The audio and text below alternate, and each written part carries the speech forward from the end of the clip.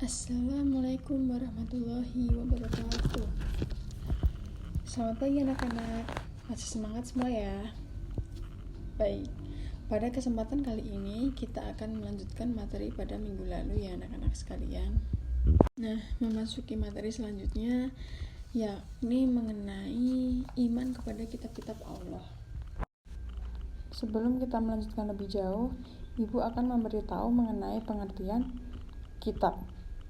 Nah, kitab merupakan ungkapan dari bahasa Arab yang berasal dari kata kataba, yang berarti menulis, mewajibkan, atau menetapkan. Sehingga secara etimologis, kitab berarti tulisan atau sesuatu yang ditulis yang mempunyai makna.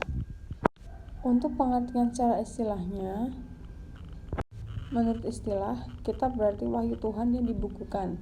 Dengan demikian, kitab Allah berarti kumpulan wahyu yang diberikan kepada para rasul Allah sebagai rahmat dan petunjuk bagi manusia agar dapat mencapai kebahagiaan hidup di dunia sampai akhirat.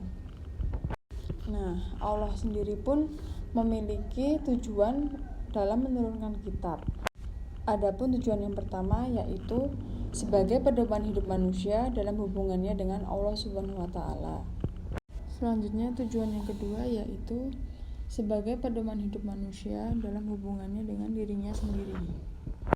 Lanjut ke poin 3, yaitu sebagai pedoman hidup manusia dalam hubungan antar sesama.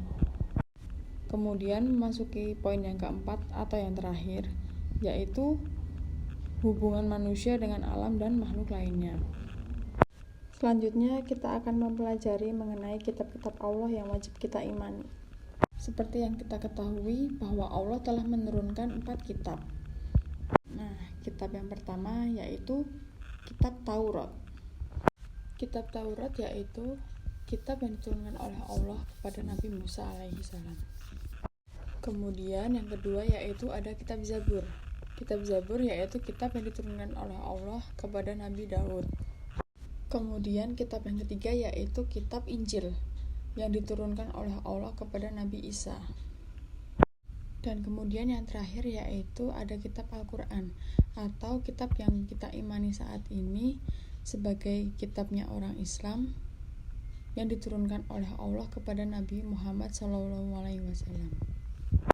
Memasuki materi yang terakhir yaitu fungsi diturunkannya kitab-kitab Allah.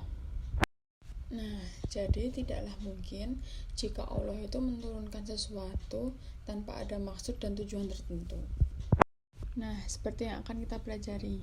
Fungsi pertama dari Allah menurunkan kitab yaitu menjadi pedoman dalam kehidupan individu. Manusia hidup di dunia hanya sementara dan sangat terbatas. Dunia hanyalah semu, dan suatu saat pasti kita akan kembali menuju kematian atau akhirat. Untuk menuju akhirat tentu saja memerlukan bekal dan persiapan. Sama halnya ketika kita mati pun juga membutuhkan bekal, yaitu amal solih dan ibadah kita.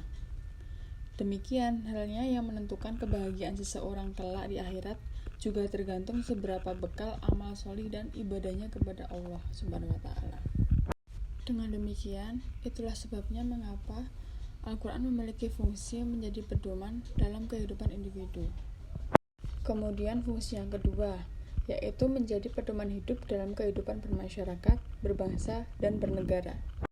Allah telah menciptakan manusia dengan beraneka ragam, berbagai warna kulit, bahasa, suku, dan bangsa, namun bukan untuk saling membedakan, saling bermusuhan, saling unggul dan mengungguli, serta merasa lebih dari yang lainnya.